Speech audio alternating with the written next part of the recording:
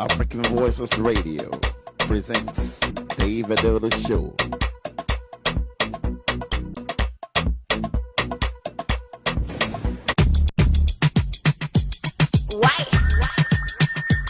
It's an African one. Yeah. Beats by Amazon. Yeah, me I like it. Something so. This my African hands, them gon' love you. Yeah. My African lips, them gon' kiss you. Whoa. My African hips get down to you. Whoa. My African legs, them gon' run to you. Whether you come here to break dance, I mean you come here to shake hands.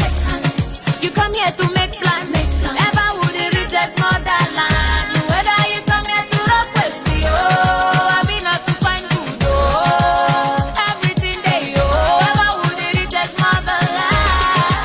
Anywhere you go, London, USA, nowhere be like Africa, nowhere be like home. Anywhere you go, New York, Chicago, nowhere be like Africa, nowhere be like home. Biko eruya wayo, wayaka, karibu kiti, utapewa nini? Ayayaya, weruya wayo, wayaka, karibu kiti, utapewa nini? This my African audience will love you. This my African arms they will squeeze you. Yeah. My African ears will listen to you. My Kenyan legs will run to you. Yeah. Now come on, umekuja ku break down. Umekuja ku get down. Umekuja ku take chance. Hakuna matata eh. Kama umekuja kulipa eh. Kupiga dance yo. Hapo ulipo eh. Kata kiuno yo. Anywhere you go, London, USA, nowhere be like Africa, nowhere be like home. Anywhere you go, New York, Chicago, nowhere be like Africa, nowhere be like home. If it's 8 o'clock in Lagos, Nigeria, it must be time for African Voices Radio, the David Adodo Show. African Voices Radio, the David Adodo Show is the voice of Africa, bringing you news, culture, entertainment, Afrobeat, activism, and so much more. But no politics. Well, maybe just a little politics, but the gang is all here and David Adodo is ready to go. Tell your friends, tell your family. It's time for African Voices Radio, the David Adodo Show. Now, please welcome our host, our prince, Tunde Phillips. Good evening, everybody. Good evening, and welcome to the show. We missed everybody last week. We could not, for some reason, we could not get together last week, so we couldn't hold the show for some technical reason. However, we're all here today. I hope everybody had a safe week. I hope everybody is doing well with me on the show today. Of course, I have our able Mr. David Adodo. You can see me sporting his black polo T-shirt, looking like $1 zillion. Always dressed to impress. I was going to add that in the liner opening up, that David Adodo was dressed to impress and ready to go. So. And you know why? Because he thought I wasn't coming today. Oh, look at that. Oh, he's sneaked up on us. Oh, my goodness. That's a good surprise. That's a very good surprise. Well, of course, we also want to acknowledge the presence of the chief himself. Chief, how are you doing, sir? You're muted. If you can unmute yourself. Good evening and welcome to David Adodo Show. It's been a while. I hope you guys are okay. Yeah, we're doing well amidst the it's still a pandemic, but they're beginning to lift certain restrictions here and there. So people are beginning to move around a little bit freer than we used to do before. Mr. Charles, how are you, sir? I'm doing good. My brother. Good to see you. Good to see you. Yes, and then like you said, we have not been on air last weekend. We miss everybody. We really apologize for, for that. And then one thing that I want to say is this. Please, I know that Tunde, I don't know if you, anyway, we owe some people that we should have gotten in touch with, but we've been so busy. There's so much going on. I still have the name of those 3-4 people. And I promise you, please, I promise you that we'll get back to you on Monday. Okay? Tunde, please, really, on behalf of David Adodo Show, I apologize. It's been so busy for us, for everybody, that, we couldn't get to that. But that Mother's Day gift is coming, and it's going to be there by Monday. Okay? Thank you, guys. Okay, great. So for everybody who called in on Mother's Day to win the prize, unfortunately, like Mr. Charles said, I'm just reiterating everything that he said. We have not been able to reach out to you. Like he said, we've been busy. Be rest assured that you will get what, your gifts this week. If Mr. Charles promised you something, it's going to happen. He's a very reliable person, so don't worry, you're going to get it this week. What are you trying to imply? I have not said anything yet to Mr. Adodo. Mr. Charles, do you hear that? I have not implied anything yet. Back here in the United States, the issue has been the coronavirus. We're talking about we're going to get maybe a booster shot sometime down the line.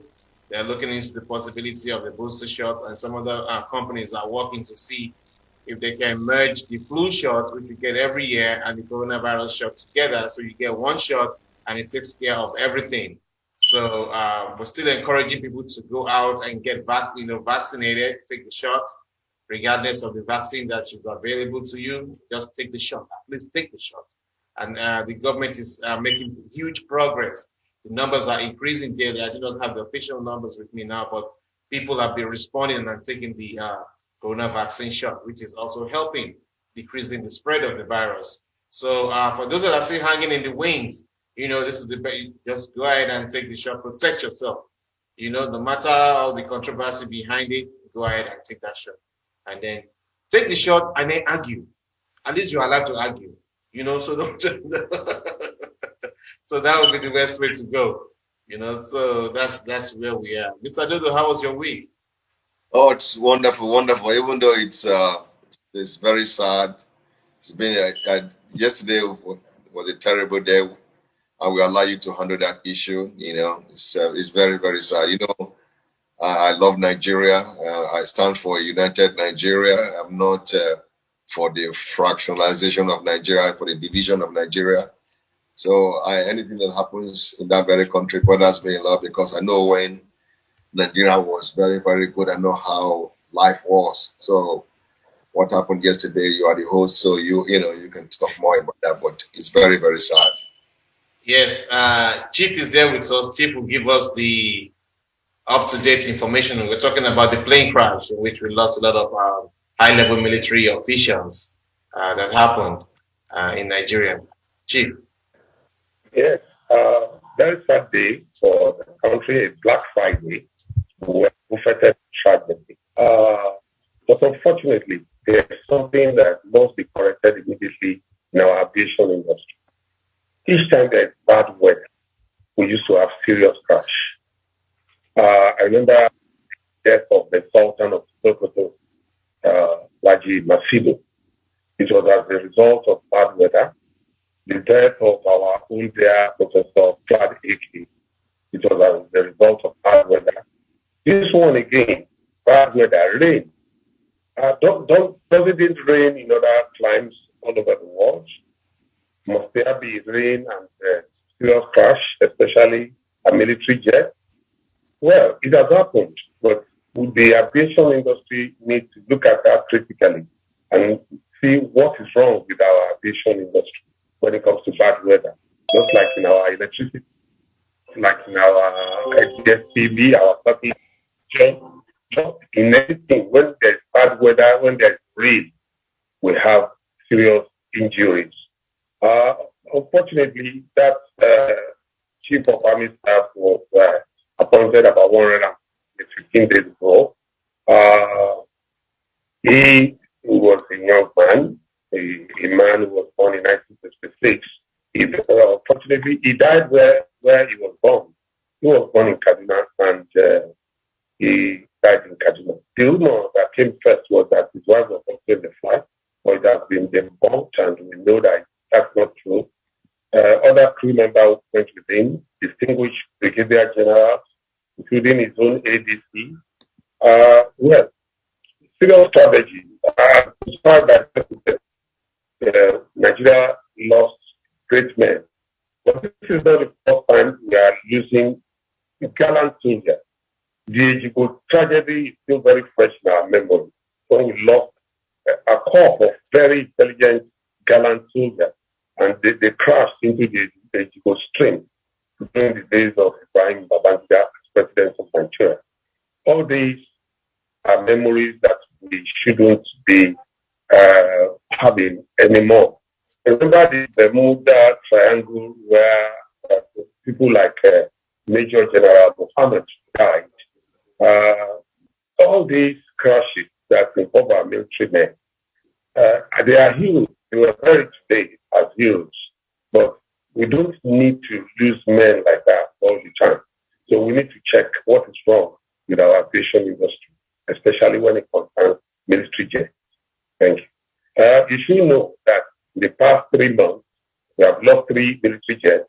We have lost about 17 to 18 men in the past 3 months. That's not too good for a nation. Wow. And then we would think that, yes, it's sad. It is really sad. Not too long ago, we were talking about 3 pilots that died. Now again, this, I don't understand. You would think that the military, but they always blame bad weather. I want to believe that they have certain logistics. They just don't get up and fly. If the weather is bad, it's always best not to fly. Even here in this country, we want to travel. The weather is bad. They hold the flights. Nobody takes off.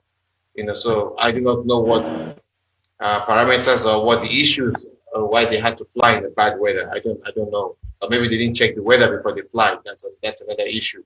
But all that protocol, all that system someone needs to sit down and take a look at it and say, that if the weather is not good, do not fly. We lost Okobi due to bad weather. They flew in the bad weather, they crashed and they died. It's the same thing, bad weather. We have to find a solution to this bad weather situation and flying. If you're already in the air, there's nothing you can do. But before you fly, if it's bad weather, it's advisable to just stay back, not to fly. Mr. Adodo, I was going to. Yes, it's what a tragedy. What a tragedy for the Nigerian army and for the entirety of the country, for Nigeria as a whole. It's not only General Tahiru that is involved. There are other generals. I think there are 3 other generals, flight lieutenants, and some other ranks that were involved. And there's a story out there. There's a news out there that there's one of the flight with Taiwo, who he just did his introduction in February, trying to get married, and he died in this crash. And there's another flight lieutenant Olufade. He got married actually in February, and he died in this flight. So it's a very, very sad thing. I'm so saddened. And when you consider the country, the way the country is right now, these are the northerners and the southerners that are involved in this crash. And when in the military, in a battlefield, there's no northerner, there's no southerner. The goal is to win the war. And when all these people are together, they work in unity. They work as one. So when our politicians, things that they do, it really saddens me. It really saddens me. The nepotism or the discrimination, it's killing Nigeria. killing Nigeria, men like this that pay the ultimate. You know, they did that for a united Nigeria, and I just hope that our leaders, you know, will learn a lesson from all these and try to do that which is right for the country. No reasonable patriot, no reasonable patriot, want a division of Nigeria, and all these gentlemen are patriot. So it's really, really a sad situation. And General Tahiro, he just came in like the chief said, not even up to 4 months ago, understand? And he promised that he was going to, raise the morale of the soldiers, the officers and men of the Nigerian army, and he was doing well, until this happened. I hope there's going to be a serious investigation into what actually happened, because there's already a rumor out there that two people parachuted. When the plane was circling, maybe Chief has had about it, I don't know. When the plane was somersaulting, people on the ground thought maybe just acrobatic display. Then two people, ejected with their parachute from the plane, and those people landed. Somebody was pointing at the place where they landed, and they have to. If that is the truth, that those people should be questioned. So, what happened? You understand? So it's a big blow for Nigeria. Yeah, you see, when issues like this come up, they become very top security issues. The one you just mentioned may not be a fact, and nobody can also say that it's not a fact, because when it concerns serious security issues, they shield some information from we, the ordinary civilians, and the masses.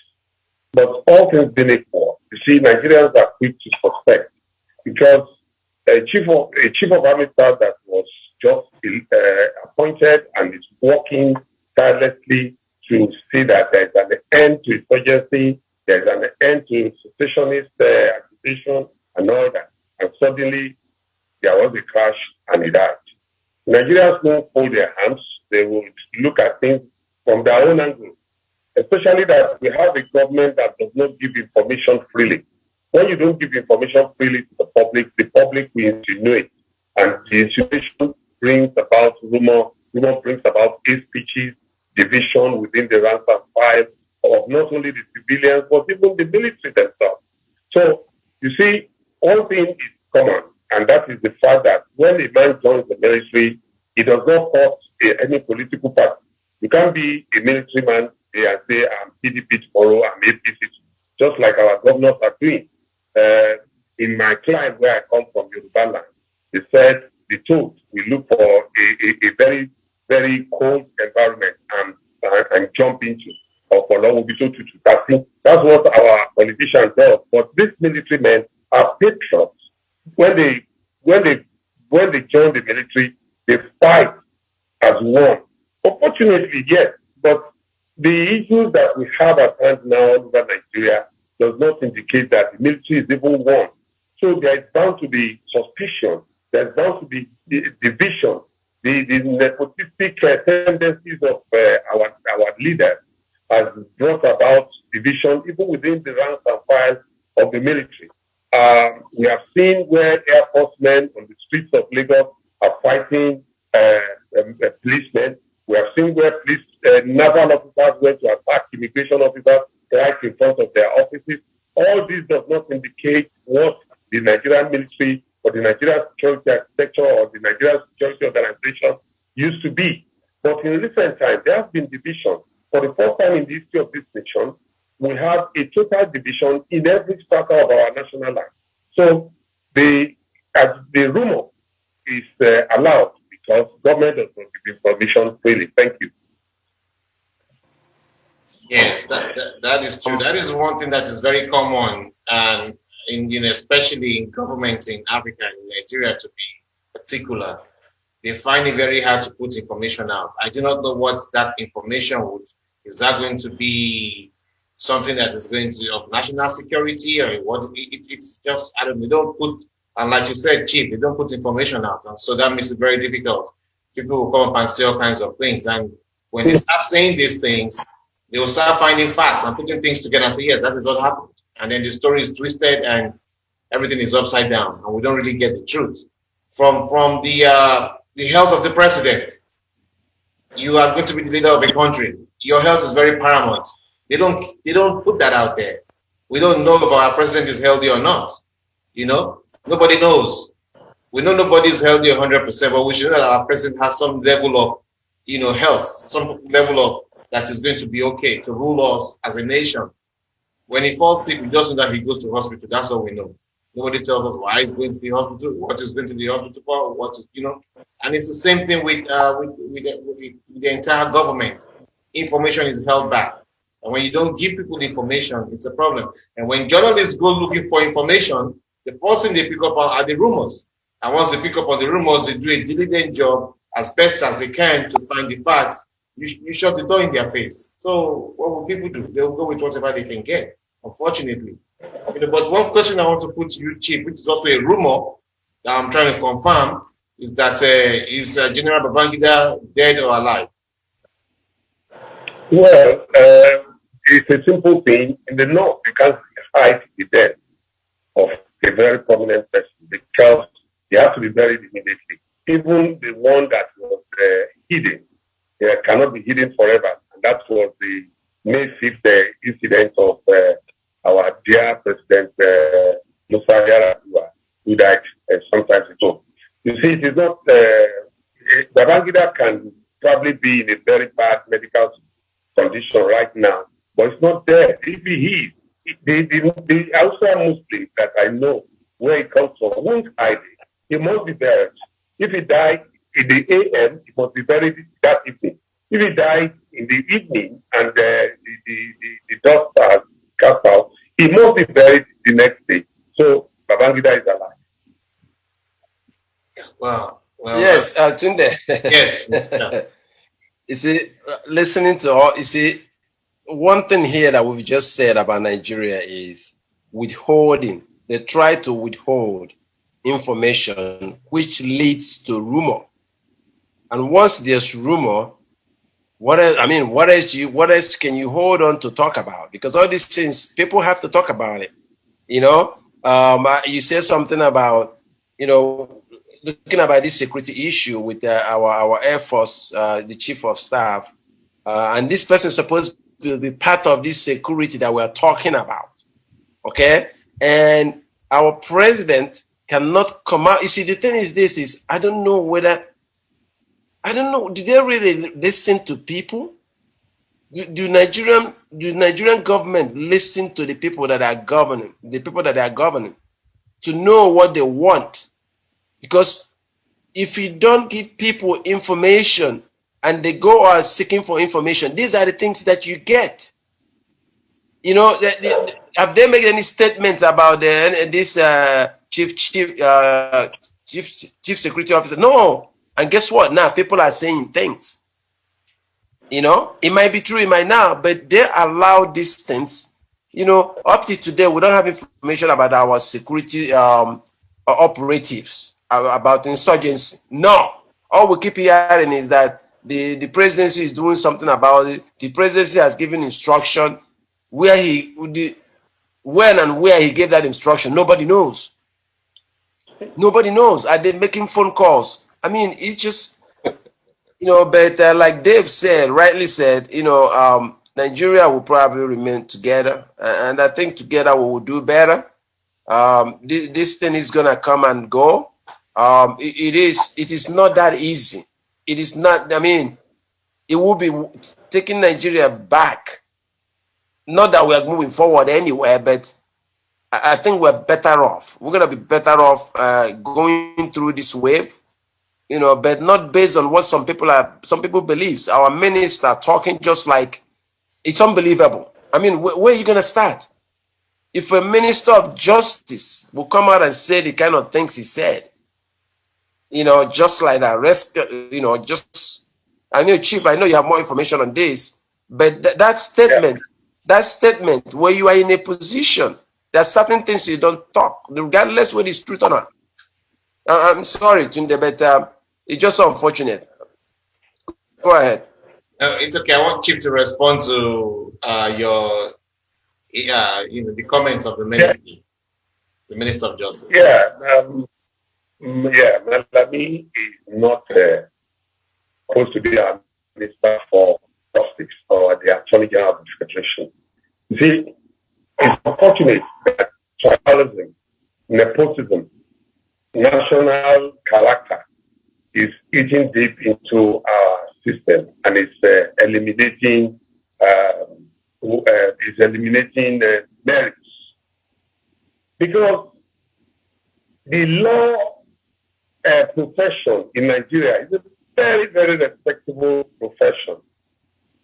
And the foremost lawyers and judges of this country, when we go to Tadetu Kumbadimola, we go to Wesley Melias, we go to Kai Williams, we go to Rotimi Williams, we come down to our own Ghani, we talk about Tulu Onokurua, we talk about great men who have been there holding the law profession as the role model for many Nigerians. But unfortunately, it stands senior advocate of Nigeria going so low as to comparing herdsmen, very malicious herdsmen, very violent herdsmen, with very peaceful businessmen who are trading in their own environment peacefully.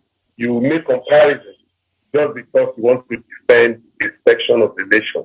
That person is not worth to be a national minister. Not to talk of Minister of Justice, the chief law officer of the Federal Republic of Nigeria. It's a shame.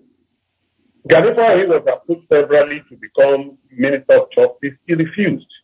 The only man who took it wrongly was Odusola Aina, and he paid for it. You see, the likes of Femi Falana, the likes of Ezekume, they are there. The legal profession is in shambles right now because that's the headship, that's the icon, that's the flagship of legal profession in Nigeria. That office of the Attorney General is something that every Nigerian who is a lawyer will aspire to go to be. So one mediocre is now heading our law entity, and it comes out to say that herdsmen are this and that. Why should you go into that? But I tell you, I don't want to go on this program to tell you that somebody is composing a song, somebody is the orchestra. Malami is not just singing. Malami composition was done to Malami, and Malami was handed the microphone to go and sing. So Nigerians should watch out for them. Yes, and it was sad when I heard that. I was disturbed that, just like you rightly said, that's the the man that's the number one, all in all of the law, protector of the law, protector of the common man, and he comes out and makes a statement like that. Such statement emboldening. I don't believe in this headsman thing. I call those people terrorists. Such statements emboldening them, that we have the Attorney General behind us, so we can do whatever we want to do. You're not supposed to do that. It's the same thing Gumi was doing. Sheikh Gumi was doing a while ago. He has relaxed now. You're going to negotiate, making, with terrorists, telling people that, oh, you're lucky that they only kidnap only one or they only shot one person. I mean, those kind of statements are not the kind of statements you should be making. It emboldens them. If anything at all, you should be neutral. You're the Attorney General. You should be neutral and be focused. You should have the same patriotism these soldiers have, that they put on uniforms every day. Have the same patriotism these police officers have, and they put on uniforms every day and go to work and do the diligent job. But for you as the Attorney General to sit down, and he still has that job, he should be taken out. It should have been taken out. I don't know why he still has that position, because it's not effective. If you do not have Nigeria first on your mind, the stability of a country first on your mind, you cannot sit as the Attorney General. It should be taken out because it's not helping us. Mr. Adodo. Yes. You know, the impunity of the North is what is killing Nigeria. And for a long time, our leaders, the Southern leaders, gave them a free ride to do the atrocities they've been doing. They now feel that it's their birthright, you know, to wallow in impunity. And all of us will just sit down and watch. And I've said it on several shows, even on my platform on Facebook, that these generations of Nigeria, these generation of Nigerians, they are not going to, it's a different ball game entirely. They are not going to condone this nonsense that they have been perpetuating for a very long time. Understand? Even the way the president, you can see it everywhere. Even I know you are going to talk about the southern governors. Everybody is complaining. Everybody is complaining. Before, people's mouths were shut. People just kept quiet and let them do what they want. It's not going to happen anymore. It's not going to look at the way the so-called president. Look at all his security personnel, all northerners. Even as at last week, when he was in France, was still appointing northerners. I'm like, when with the Senate, the National Assembly, wake up to their responsibility and tell this president, they are saying all of these things. They are seeing all of these things, and our southern senators and House of Rep, I don't know what is wrong with them. Every time this president submits a name, he submits another name. And these our people, our senators and our House of Rep officials, they are not saying anything. Yep, they just approve it. You're right. Why won't they say no, Mr. President?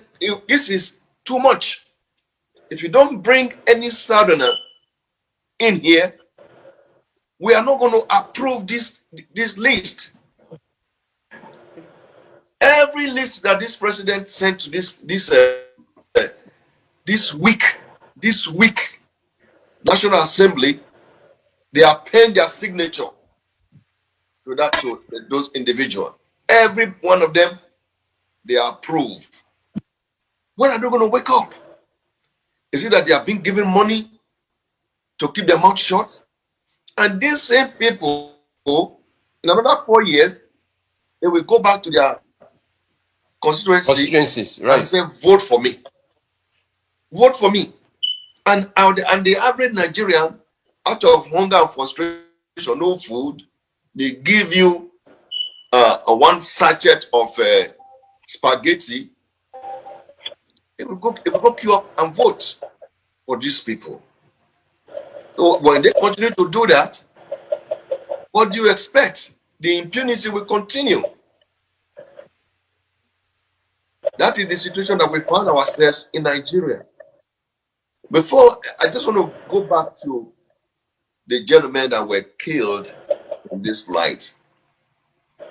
What is the plan of the Nigerian government for their family? What is the plan of the Nigerian government? Right now, everybody is talking about this family. Right now, everybody is mourning. All these politicians that stole billions of money are sending condolences. Nobody is sending part of the billion that they stole to this family that died for Nigeria. None of them is sending millions. None of them is sending millions to this family. I don't even know if the federal government will take care of these people till credit their school fees and everything. That is the country that we find ourselves. This is the country that we find ourselves. So I would wish that the federal government will do something for these people that died for Nigeria. I wish they would do something for them, set up, a fund for the children of these young men if they have children, or help the women that they got married to, or just do something for these people. Let their memory remain forever. That's all I want to say about that, because I'm so touched by the death of these people. Mr. Yes, Chief. Mr. Tunde, Yes, Chief. I want to take you up on it.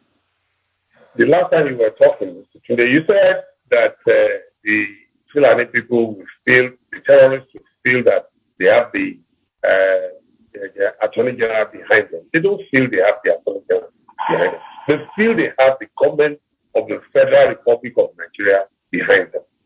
And Mr. Adodo, when you look at welfare packages, people die for Nigeria every day. Every day. There is some information that we got that is so certain. A policeman, as I will do here now, policemen were killed in River State. One of them survived. Ordinary hospital bill could not be paid by the government. Let me give you this information. Those who died yesterday, some people are already agitating to take over their official quarters. So, because poverty is so heightened that some people are already seeing them gone. They are applying for their official quarters.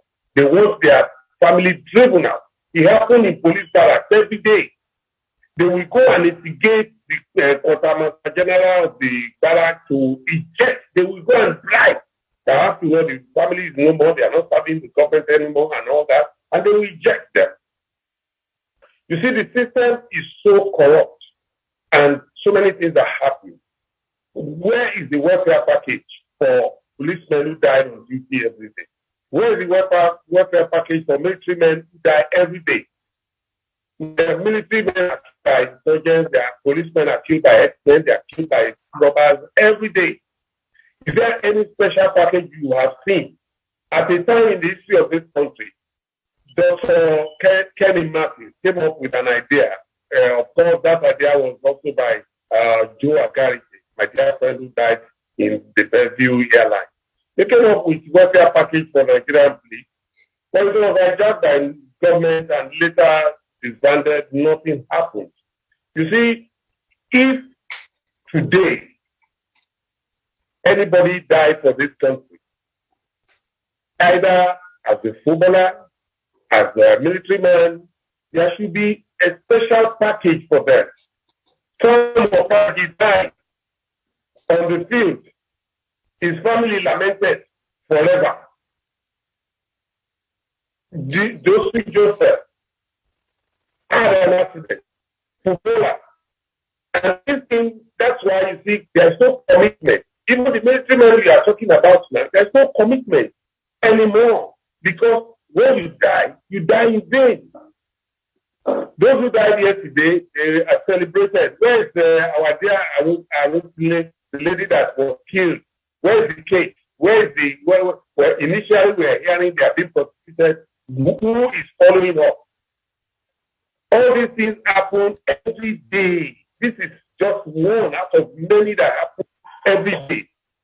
So what we should clamor for, you see, Malami, let me quickly go back to Malami. I blame the Nigerian lawyer at this moment for Malami still retaining his position. We have thousands and thousands of lawyers in this country. The legal workers, every country they held us up. There's no legal thing working, no court.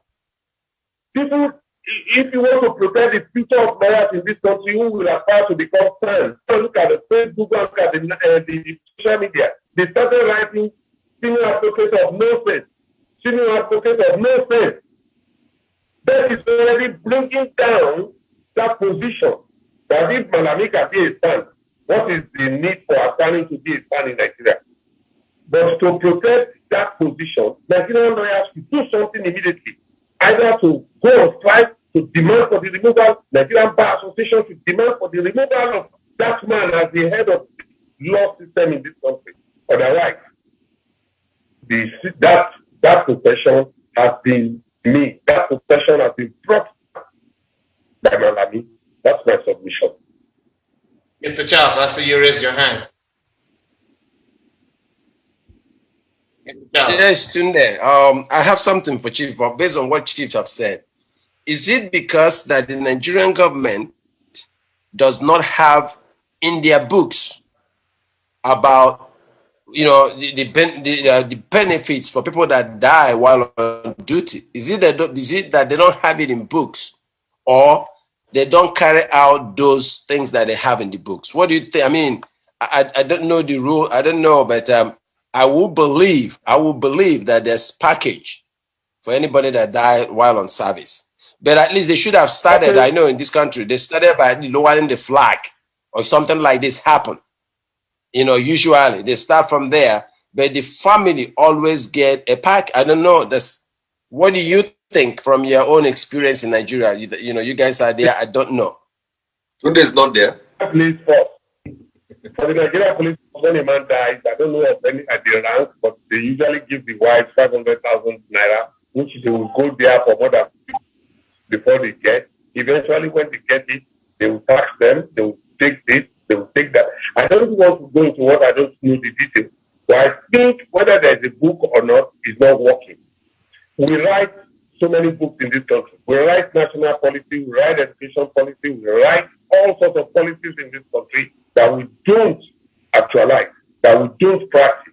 So if the book is existing, it will be a book that should have been reviewed. I can tell you, if there's anything that says there's a welfare package for military men who die on duty, is not envisaging this kind of thing that we are looking at today. Maybe that thing was written about 25 or 30 years ago, and they are still applying it for today. I read the national youth policy that was written. Nigerian youth are on the street taking in all sorts of drugs. And you see, the national youth policy that I read is meant for youth of the youth of us, we who listen to our parents, we who cannot go out without telling our parents. That is the kind of youth policy that was written, not for youth of today. So the policy, the thing you are talking about, books, there are books that have expired in Nigeria. They should not apply to modern day issues.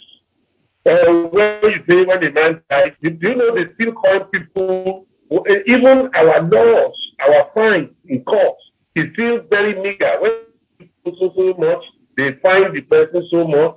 When it should have changed, there should have been a review of our policies.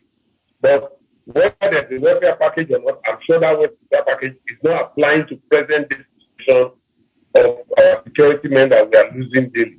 When you say when a policeman dies on duty, his family takes 500,000, and that is a life settlement. There should be an insurance policy that will pay for the school fees of the children, for the wife, for life. Not a one-off payment of 500,000 that family members are already waiting for the wife and the children. When they get out of the pension office where they go to collect it, there will be fights. We have seen it so much. So how much is 500,000 naira when a man dies on duty? All those does not apply. How much is 500? When the man was alive, the bribe he takes at the checkpoint in a year is more than 500,000. So what are you talking about? That's why we continue to take bribe, because even when he dies, he knows that his family will not get the 500,000 naira. So he wants to take it himself. I remember a case of a man who was to retire in Zaria, and he stole so much government money that when they told him in court, he said his retirement is in 6 months, that he will not get his retirement. So he stole that money, they should go and remove the rest from his retirement. So that's the situation we have today in Nigeria. Welfare package or no, they don't apply to present this situation. If they cannot even pay civil servants, retired civil servants, their pensions, I'm not surprised they can't pay. There's no package for folks. It is not right.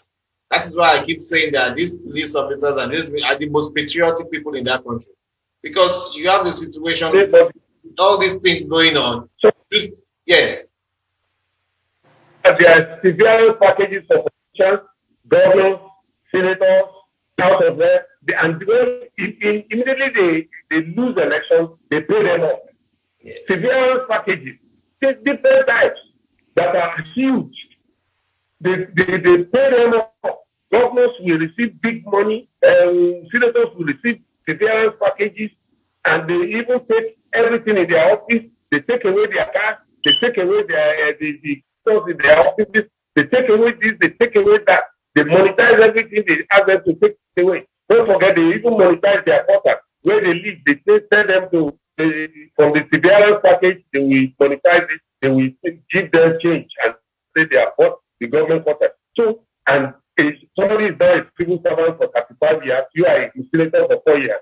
A civil servant for 35 years, he will steal money. The policeman who wants to serve for 35 years, he will steal money. Because he knows that even when he retires, he won't get that pension on time. He may not get it until he dies. Yes. So we need to sit down and look at our problems from the bottom so that we can solve a lot of problems in this country. Yes, you're very right, Chief. It is so sad. Even the government participation in the burial of the people, I don't understand. The chief of army staff is there. The president is not present at the funeral. I don't get it. So you understand what I'm saying? Yes, Mr. Adodo. Yeah, talking about these officers. There is, remember the young lady, the first Nigerian female pilot that died in that accident where somebody hit her. Yes. You know, I was reading some weeks ago that even the parents, the father and the mother, they are very surprised at the slow pace of the court system. They've not, charged anybody. They've not been to court. They're giving them, since that time, they've been giving them the runaround. And this is what we're talking about. You will think, is it maybe because the person that did that is a Londoner? And there should be some hidden agenda. She was a pilot. Maybe she was carrying out missions against Boko Haram. And they used that gentleman to go and hit her car and kill her. So, the process, the judicial system down there is not pursuing this case rigidly. Prone to, they are not falling, carrying it along head on. So that is just the way Nigeria is. And this young man that died, I can pretty much, Charles was talking about books. Just like the chief said, there is nothing that is not in the books in Nigeria. Everything is in the books. But the execution of those things that are in the book, that is the problem. Money will be allocated. Even these men are dead. I can tell you, people in charge of the money to give to them will even take the money. They will steal the money. The money that you're supposed to give to people that died for Nigeria, their colleagues will still steal the money. Still, you know how many soldiers that have died that the family were not compensated? What happened to those money? What happened to those money? The officers in charge of the money steals the money. Steals the money.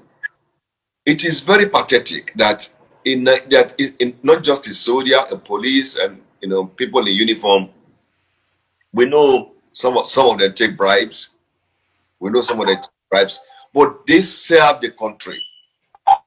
If you know what it takes to be a soldier, if you know what it takes to be a soldier, when you see a soldier, you always salute him. I was in the Nigerian army. The training in Nigerian army depot in Zaria is unbelievable. And when these young officers graduate, they are not well paid. A soldier will be in the field, for for weeks and months, no shower. No shower. How many civilians can do that? We say, yes, they are trained to do the job, but they are not well compensated. Talking from experience. When I was in Nigeria Army, uniform, the quartermaster that's supposed to give you uniform will not give you the uniform. You will have to buy. You have to give him money to give you uniform, to give you boots. You have to buy the boot. Your khaki, then we were using khaki. Your khaki, we have the map of the whole world at your back because you have to starch it. When you starch it, that stuff will interact with sweat. You will see the map of the whole world all over you. Before you know it, the khaki will tear. You will start patching because you are not even paid enough to buy another khaki. Whereas the quartermaster is stealing the money. In Ojo Cantonment, where I was, our houses were built of zinc. Zinc. In the heat of the sun. Oh my God. You can't even stay in there. And you have holes in this zinc. In the night, you will be seeing the moon and the stars. I'm being honest. And they call them bacha. We call them bacha. So I don't know if they gave Abacha, the late Abacha, money to build those houses, and they built bachas. That's why they call it bacha. I don't know. That was the situation when I was in the Nigerian Army. And I was very stubborn. I was complaining, I was fighting. I was always in the guard room. Always in the guard room. Always in the guard room when I do frog jump for you. Kid bag at the front, kid bag at the back, and I will be doing frog jump. When I pee sometimes, it's like blood. That was how I ran away. I don't think the situation has improved with our men and women in the military. Things have to change. Things have to change for our men and women in the military. They are paying the ultimate price. It is hard. The National Assembly do something reasonable for them. A senator, look at how much a senator makes. Look at how much a senator makes. Retirement and everything. No soldier makes in 10 years. In 10 years, what a senator makes in 1 year. No soldier makes in 10 years what a Nigerian senator makes in 1 year. Why? Why? And the little that is supposed to be given to them is taken from them. To the National Assembly. And Nigerians should wake up. Nigerians should wake up and fight for the men in uniform. Go out there and fight for the men in uniform. They are paying the ultimate price for every one of us. Look at what is going on with Boko Haram right now. Our men are on the field. There are even some soldiers that are even leaking information to Boko Haram. Some, because they don't have enough money, somebody will bribe them and they will sell their brothers. And these soldiers, the one that are sold, they will go into the war front, not knowing that their information has been given to the enemy, and it will all be crushed. Understand? So I think the National Assembly should do something to help our men and women in uniform that are fighting for a united Nigeria. Over to you, Tunde. Yes, Mr. Adodo, it's very touching. I don't believe in this National Assembly. This is just boys' club. They just go there, show up when they want to show up. They can't do anything. They just come. Some days they come there, they're sleeping in the chair when somebody is talking. They go there and then they make, unreasonable, proclamations and say things that is just out of this world. I don't believe in this National Assembly. They can't do anything. That's just a group of guys getting together to go there, and then they go. Because if you are a lawmaker, first and foremost, you have to respect the law. When you don't respect the law, then you cannot be a lawmaker. And that goes for all sphere of professions in Nigeria. everything in the government. The government is the one who breaks the law more than the ordinary citizen, the average citizen. And when they break the law, the citizens see it. So why will I, as an ordinary citizen, not break the law if they are doing it? You know, what privilege do they have that I don't have? We're all citizens. And that is why I don't blame the policeman on the streets when he takes bribe. Because when he dies, nobody looks out for his family. He has to look out for himself and his family. That is why I don't blame the soldiers. But yet, they still put that uniform on. They still represent that country as soldiers. They still go to war. They still do whatever you ask them to do. We can't have one senator go to war. Let him carry gun and say he wants to go to war. Not even any minister, but they will run their mouth and say all kinds of rubbish. All of them, they will run their mouth and say, and everybody seems like they're scared. You took an oath. You took an oath to serve that country. You took an oath when you were appointed. You did whatever you did. You got elected. You took an oath. How many of them live by the oath that they take? Doctors live by the oath that they take. As bad as it is for doctors, they still try. As bad as healthcare is not good, they still do what they can within the environment that they have. They are very excellent doctors in Nigeria. They took an oath, just like you took an oath as a senator or House of Rep or whatever your position is. They took an oath. But you don't live by your oath. You go, once you take that oath, you're sworn in, that's it. It's how much money am I going to make from this position? Before how many years? 2 years or 4 years? Let me see how much money I can make. Before you know, you have all these allowances and severances and everything. But the man in uniform, the teachers that teach your children, and at that point, your children aren't going to go to school in Nigeria anymore. You send them out. And when you do that, you facilitate the economies of the countries you send them to. Their economy goes on while Nigerian economies crash. Because you're sending money out that you should be using to fix Nigerian schools, that you should be using to Nigerian hospitals, that you should be using to fix electricity in Nigeria, that you should be using to make life comfortable for the average Nigerian. You send this money. So you're always looking for. You're always going to find a way to steal, always looking for. Because it's never going to be enough. It's never going to be enough. And so people will now fend for themselves. There's no job in Nigeria. Any job in Nigeria is a job you create for yourself. The government cannot say that, oh, we created 100 jobs last month. No, where is the job? They can't do that. It's the job that the average person creates for themselves. But here in the United States, the government can tell you how many jobs were created in 3 months, in the last 6 months, or how many jobs were expected to be created in the next 1 year. You have all those things. These are human beings. They are not spirits. They sit down and they work things out. We can do that in Nigeria. But no. But people don't listen to ordinary red lights at the traffic stop. They run the red lights. Even at the bus stop. This is that government created bus stop. They don't do bus stop. They do bus stop in the middle of this and hold up traffic. So it goes back, it boils down to us as people. We have to respect the law. If you say stand here, stand there. That's the bus stop. Don't do your bus stop in the middle of the road and hold up the whole traffic. You will sit in traffic for 2 hours and I'm wondering what is going on. In that hot sun, you will sit in traffic for 2 hours because one downfall driver refused to use the bus stop. I mean, we are all Nigerian. We blame the government. We're all Nigerian. Let us talk about ourselves. So sometimes, if the government is wrong, if we can try to do the right thing and let our children see us doing the right thing, maybe things will change tomorrow. You know, we do. Yes, Mr. Adodo. Yeah, I talking about Nigerian senators. I just have to say something. I know their emolument is very secret. They refuse to tell Nigerians how much they make in a month.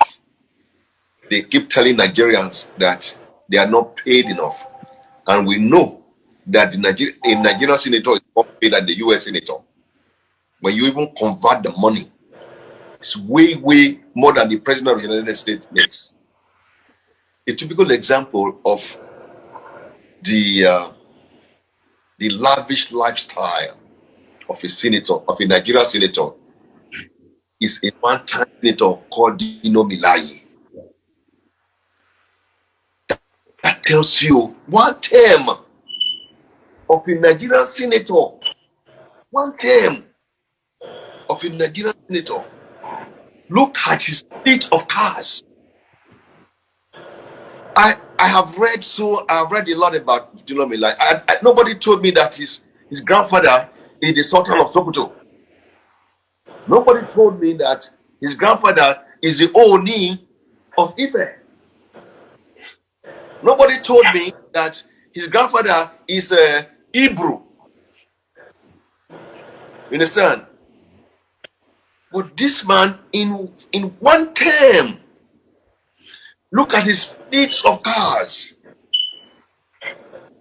his wristwatches, And businesses too. and businesses. How? And Nigerians are folding their hands and they are clapping hands for this human being. When Nigerians are hungry, I know how many people call me in a week. Those that don't even know, they call me uncle. I don't even know them. Uncle, help me. Uncle, help me. I was okay. The list is long. I will put your name down. And when I get there, I will call the person and say, send me your account number. They will send me. I will send money. They will thank me and thank me. I don't know them. We don't want a state of cannibalism in Nigeria. People are hungry. Nigerians are hungry. The effect of banditry, terrorism, is we are now beginning to see it in the food basket. The average Nigerian Gary right now, they say it's in 20-something thousand naira. Maybe per bag or per baby, I don't know, but with some thousand naira. Everything is inflated. A Nigerian senator lavishes money, they spend money, they refuse, they keep their mouth sealed. They don't want Nigerians to know. But at least, from what we are seeing with Dino Milaye, we can say, yes, these people are corrupt through and through. And again, look at Okorocha. Look at the houses that he has. Maybe he was a millionaire or a billionaire before he became a governor. But let us look at how much he was worth. All these senators and governors, let us see how much they were worth before they ran for office. When we are able to determine how much they were worth before they ran for office, at the end of that term, we see how much they have. We know how much they are being paid every month. We just multiply it by 12, then by 4. 12, what they make every month times 12, then times 4 for the 4 years. That gives us a ballpark of how much they are supposed to make, including other stuff added to it. Let us assume that all that money, they didn't spend it, they put in the account. The state was feeding them. Then if anything that is more than what they have for that period of time is a stolen money, then we cannot prosecute them at the end of their so-called stupid immunity. At the end of so-called stupid immunity, we can have them handcuffed. Because people are dying.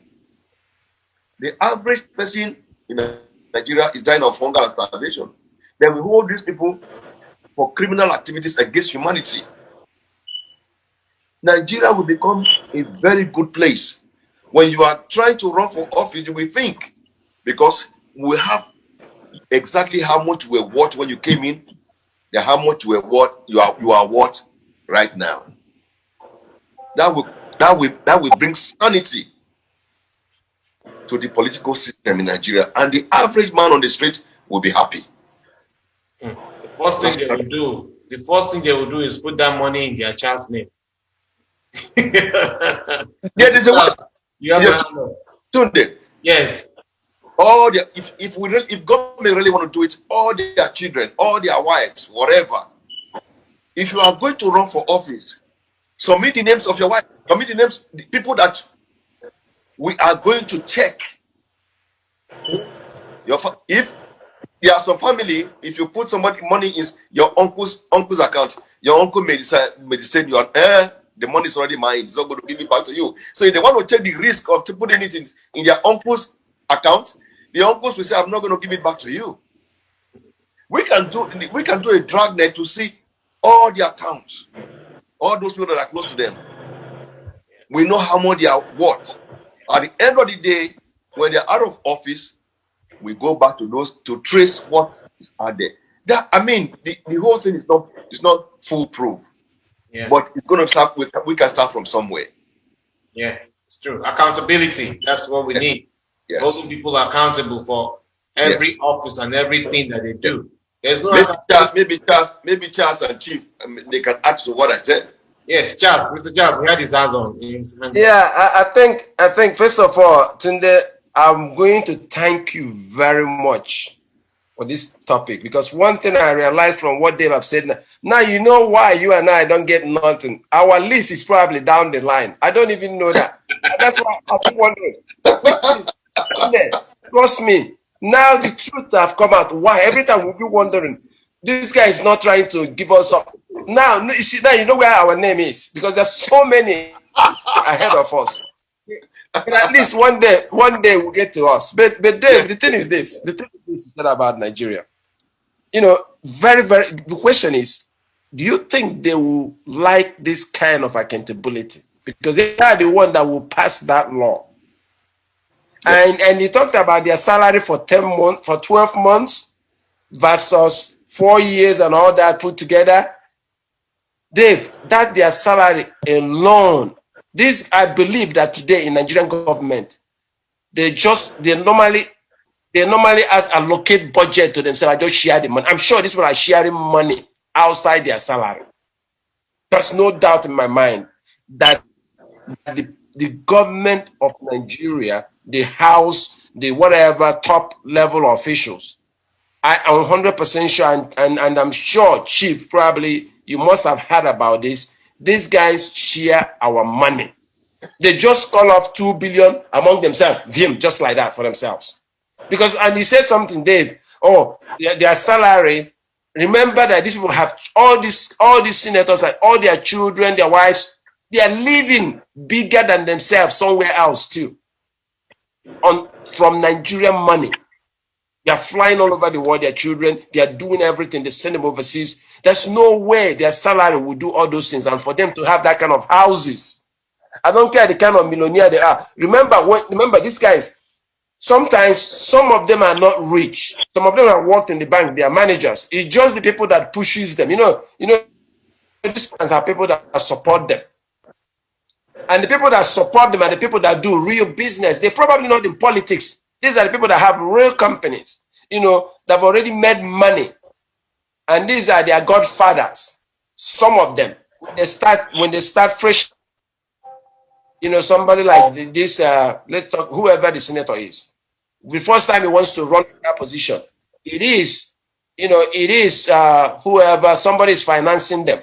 And once they get in there, believe me, there's no way they can tell me they were that rich before they get in. Nowhere. No Nigerian politician is that rich when he get elected the first time. And then they come out as billionaires. But the thing is that they're not going to do that, Dave. They are not going to set up this kind of accountability. That thing becomes, it's an exclusive club. Exclusive club. They do whatever they want. They share the money. They pay themselves how much they want to pay themselves. State doesn't take care of anybody. You know about this country. You see a senator going on the street, he's paying for his own house. Anytime he's enjoying the state money is when he's at this, when he stays at the state house. It's not all these houses they stay. In DC here, every government, every state has one building that belongs to them.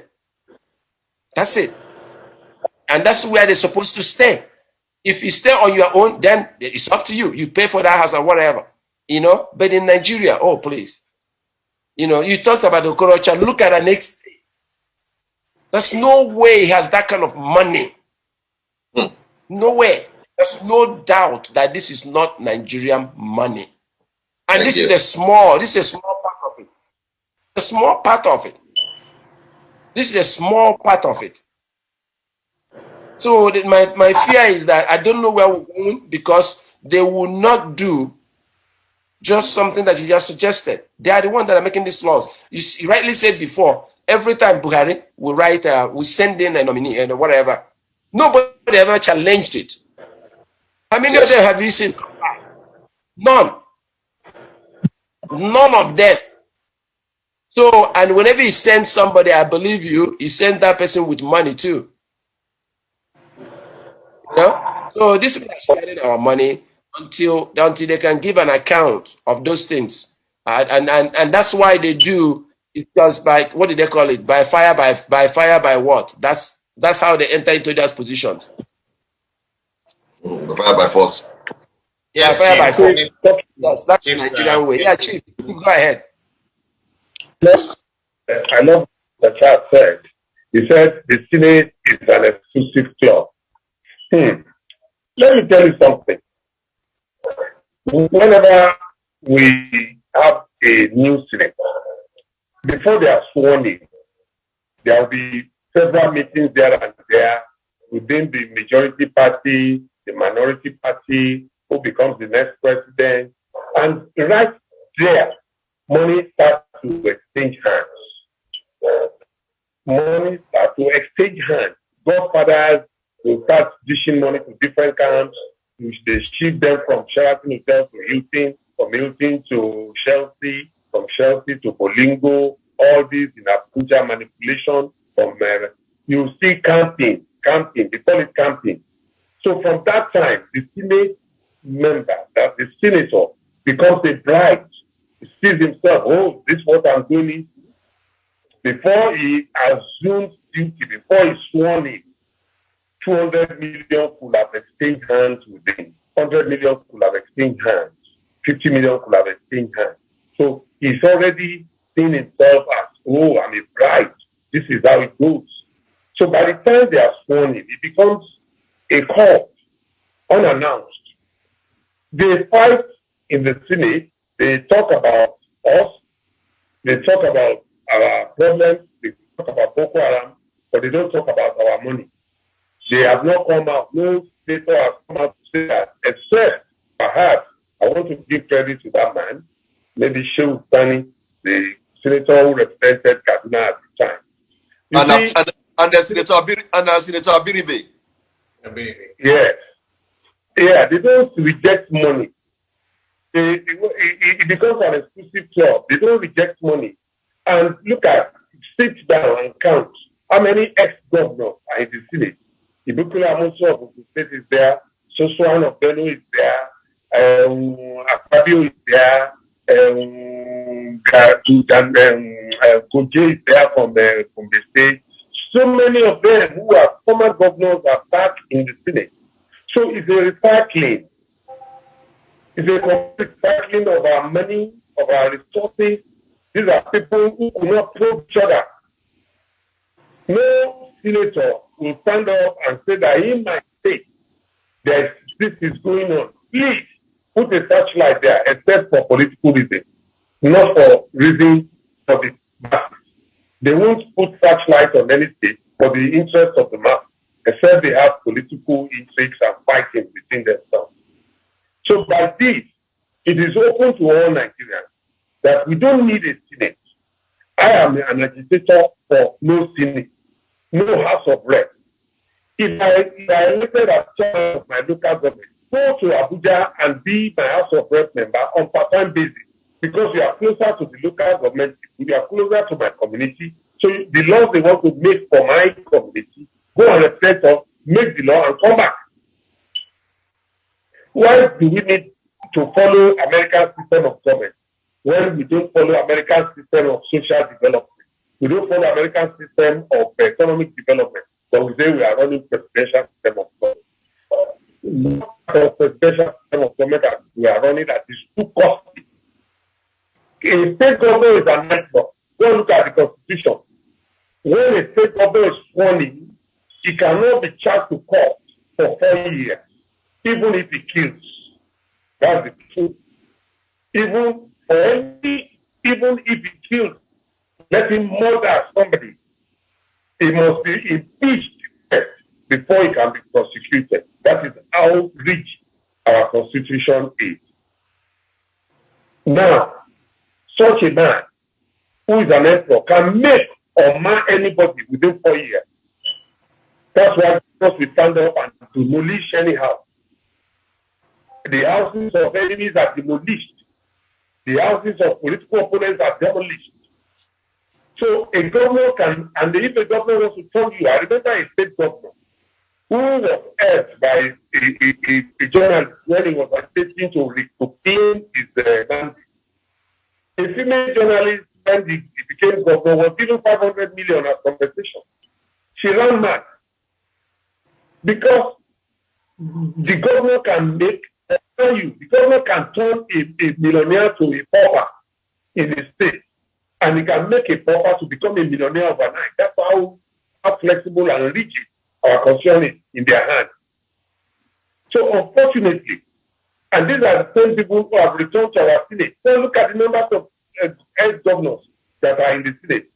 When they finish again, they will rest and look for another position. They will throw them as minister. Go and look at all the leaders. They will leave governor. They will go become minister. They will leave minister, become senator. They will leave senator.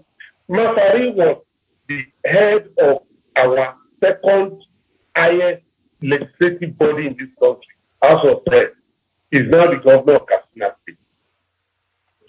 Fayemi was the governor of Ekiti State. He became a minister. He's back as governor of Ekiti State. Ibikole Amosu was a senator. He came to become he was a senator for 4 years. He came and became a governor for 8 years. And he went back to become a senator. Akpabio started as secretary to the government of Akwa Ibom, became a governor for 8 years. He went back to become a senator. He's now a minister of Niger Delta Development Corporation, Niger Delta matter. So these are a recycling of people in government, stealing of our money stays in their hands, our parallelity of office stays in their hands, everything around us stays in their hands. And those of us who have been to school severally, who have trained our poor parents, we are folding our hands as if we are empty dumpty. We don't have anything in our heads. That is why Nigeria will remain like this, because fresh ideas are not permitted.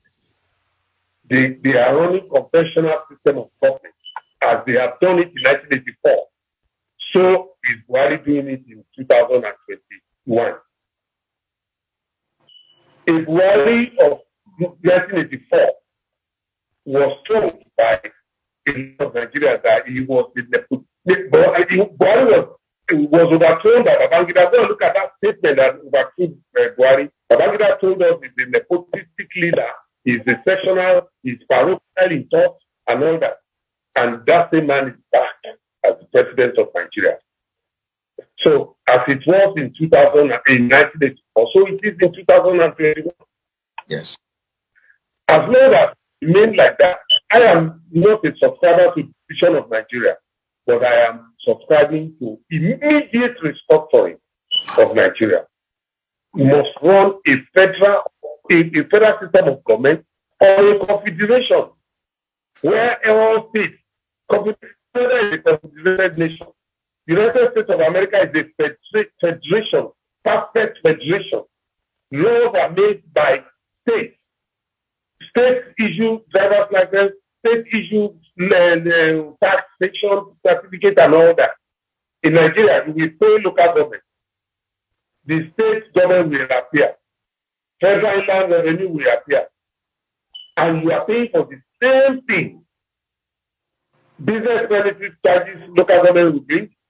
State government will bring trade permit charges. Federal land revenue will bring commerce charges. They will just twist the name. Look at it. Trade permit from the government. State will bring trade permit. And federal will bring commerce permit. And same business on same business. How will business charge in Nigeria? It cannot. Because we are not running a federation. And we are saying we are federal Federal Republic of Nigeria. It's not. It's Fulani Republic of Nigeria. That's not. We are not running any federal system of government in this country. We are running a very sectional system of government. And let me tell you, all these agitators of the division of Nigeria, they don't know what they should do. Before you agitate to divide Nigeria, go and meet your own tribal leader. Go and question them, where is our money? Before you ask Buhari for your money, go and ask your Yoruba leader, where is our money? Before you ask Buhari for your money, go and ask your Igbo leader, where is our money? Go and count how many billionaires are in Yoruba land. Go and count how many billionaires are in the southeast before you agitate for the division of the country. If Nigeria divides tomorrow, same leaders will still emerge and they will still suppress us. Nigeria today produces the highest rate of unguided youths in the world. If you get up in Nigeria by 5:30, 4:30 a.m., you will see clusters of youths. At every point you get to, idle youths are hanging either on drugs, on concussion, what they call science students, and all that. We are breeding no future for the youth of this country. And any nation that refuses to guide its youth will face imminent threat in the nearest future. Nigeria is sitting on what they call a keg of gunpowder. You're 100% right in everything you have said, Chief. Yes, Mr. Adodo. Yeah, I listened to the chief about the presidential system of government as obtainable in the United States. Yes, personally, I don't see anything wrong with Nigeria practicing the presidential system of government, but the way it is being executed. Presidential system of government has checks and balances. All three arms of government, the executive, the legislature, and the judiciary in the United States are supposed to be equal, and they are equal to a very great extent here in the United States. That cannot be said about Nigeria. You understand? That's number one. This presidential system of government, our senators, our governors, you are a governor, you retire after 4 years, you collect pension. I'm telling you how money goes. With the fat money that they make, when they after the expiration of that term, 4 years, they go on pension. Some of them, their pension, you can't even mention it. It is mind-boggling. From there, they will run to the Senate, and they will be making their pension money, and they will be making money as a senator. You see where the Nigerian money is going. The governor will be collecting his retirement benefits. Now he's a senator, he's collecting all those benefits. And when he retires, he'll be collecting a pension as a governor and pension as a senator. How can Nigeria progress? How can Nigeria progress? Nigeria is not thinking about its youths. 33% of Nigerian youths are jobless. 33%. You see, that is the figure they throw out to us. It's probably more than that. Graduates don't have a job. They are graduating. They are graduating every day, but they don't have a job. Universities are being created here and there. When they graduate, where are they going to work? Where are they going to work? The federal government is not setting up, is not encouraging businesses. When you want to set up business, Charles, you are quite aware of this. The quarry we have back home, what we've been through, getting to the port alone, you will buy the equipment in the United States. You ship it to Nigeria. When you get to the port, that is when you know that Nigeria is not a country to invest in easily. The custom will be there. the money you will have to bribe everybody. This group will come as custom. They will charge you this. Even when you pay you pay what you are supposed to pay for your goods. When you are about to get out of the gate, somebody else will say, no, you have not paid this.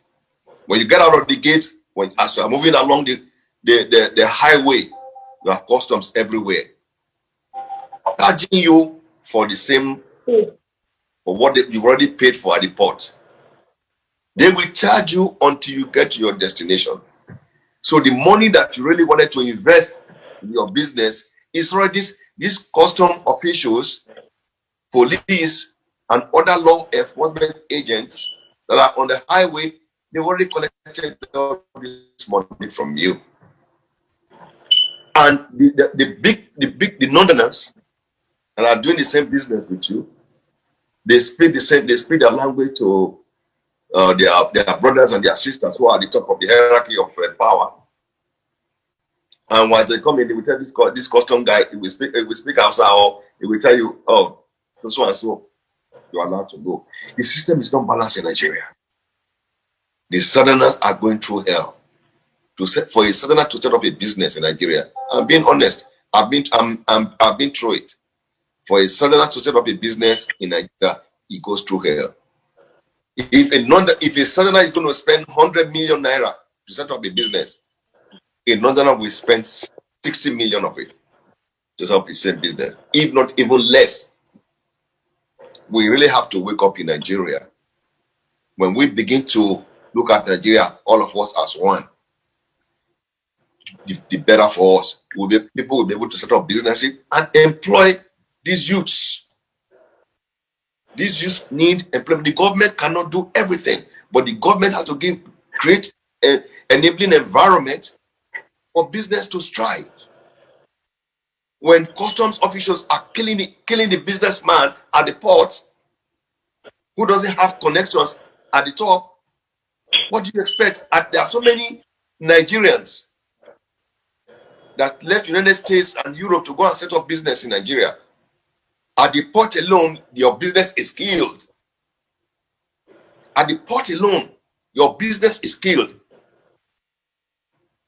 The millions they will be asking for, you won't even believe it. Then when you go to the offices to go and register the business, everybody want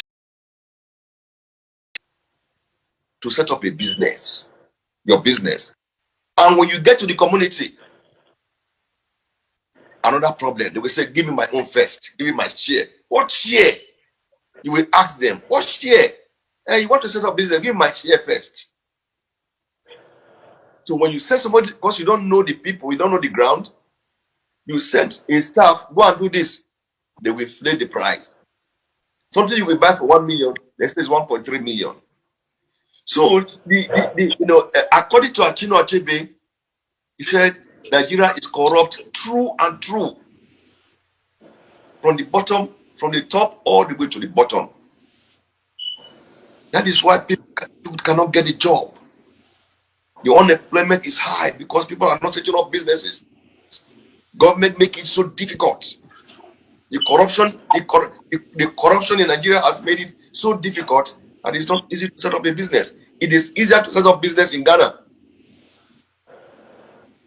Easier to set up business in Ghana.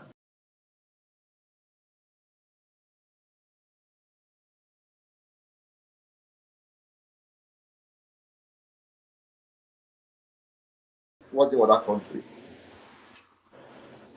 That is the most business-friendly country in the world. Kigali is the capital. What's the name of that country? Where Paul Kagame is president.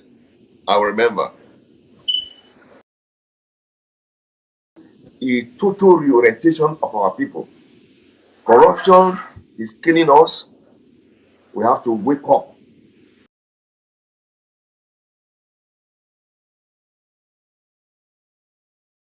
That we are chunking out from all these universities will not be homeless and they will not be picking up arms, to survive. That's all I can say about that. Tunde. Yes, Mr. Adodo, thank you so much for your contribution.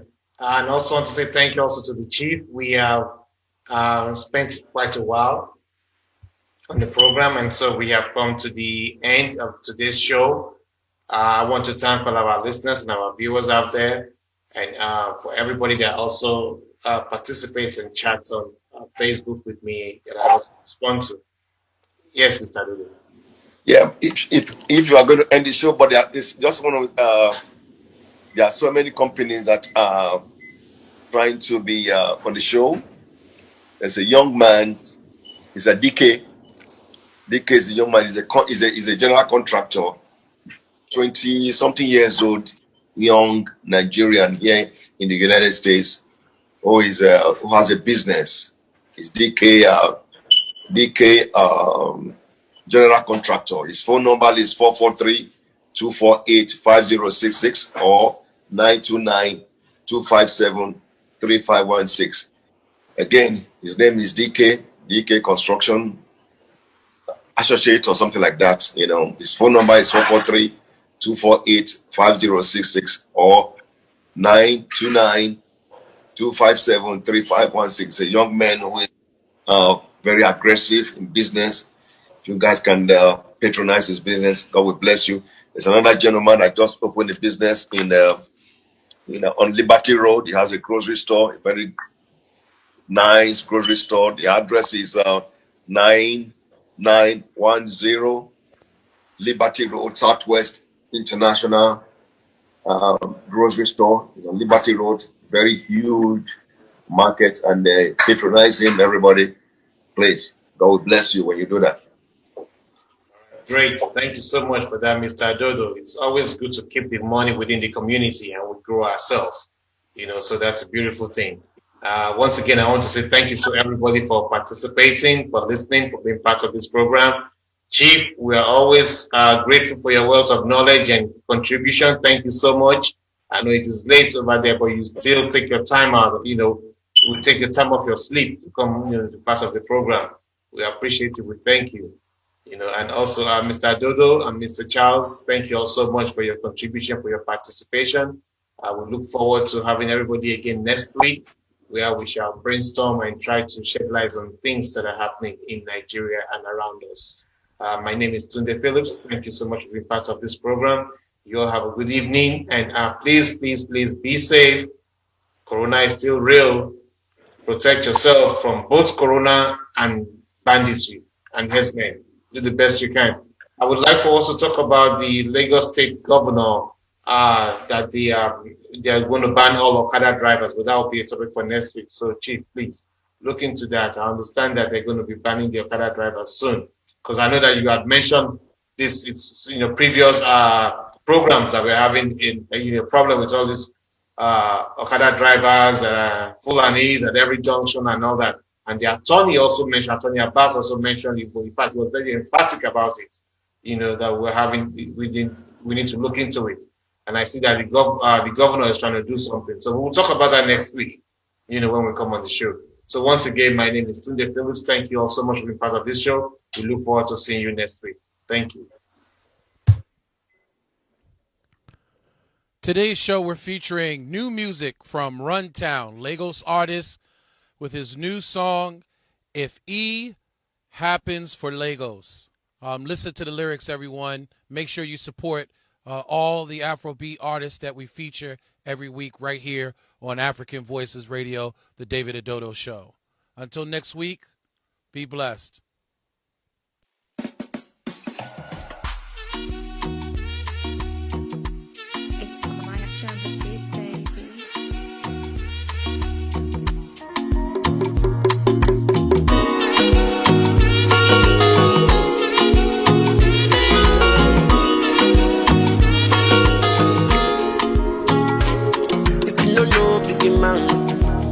You never know person. You know shiny eyes. You never see something. You never participate. You never do nothing. Government in the yawa they could do nothing. That's when them waka. Everybody searching for the answer. Matter. If you ask me, I go ask her. I'm waiting in back. Governor, that is in the federal. The same reason why the rich is getting rich, and that's the reason why Papa sit the chop out. If he happen for Lagos, make it stay inside the Lagos. And I see happen for Lagos, make it stay inside the Lagos.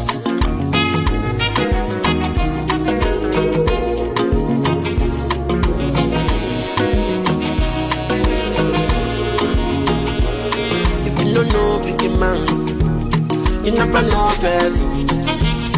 You no shiny eye, you never see something. You never party go, mama you never do nothing. Government in a yawa oh, they know they do nothing. Guys keep my money low. Eyes on my money, guys, keep my money low. Cause kitty, kata, no they win fight. So we bring the fire, brother, me I can't shout. Cause you see me in a Bentley. You want to friend me, just to end me. She know my phone, say got to test me. That's when them waka. Everybody searching for the answer. Matter. If you ask me, I go ask her. I'm waiting in back. Governor, that is in the federal. The same reason why the rich is getting rich, and not the reason why Papa sit the chop out. If he happen for Lagos, make it day inside the Lagos. And I see happen for Lagos, make it day inside the Lagos.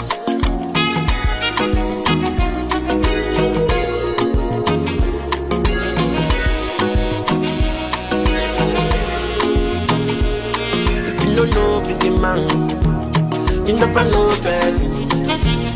You no shiny eye, you never see something. You never party go, mama you never do nothing. Government in a yawa oh, they know they do nothing. New music featured right here on African Voices Radio, the David Adodo Show. That was Runtown. If E happened for Lagos. And again, make sure you support all the artists that we play here on African Voices Radio. If you'd like to get in contact with African Voices Radio, don't forget, we do appreciate your emails. You could reach out to us anytime. Just send us an email to africanvoicesradio@gmail.com. Again, africanvoicesradio@gmail.com. Also, if you'd like to advertise on our show, you could also get in contact with us. And if you have some music you'd like featured, some Afrobeat music that you'd like featured on African Voices Radio, the David Adodo Show, make sure you please send it to us at africanvoicesradio@gmail.com. Until next week, family, be blessed, be safe, make sure you wash your hands and mask up. The virus is very real.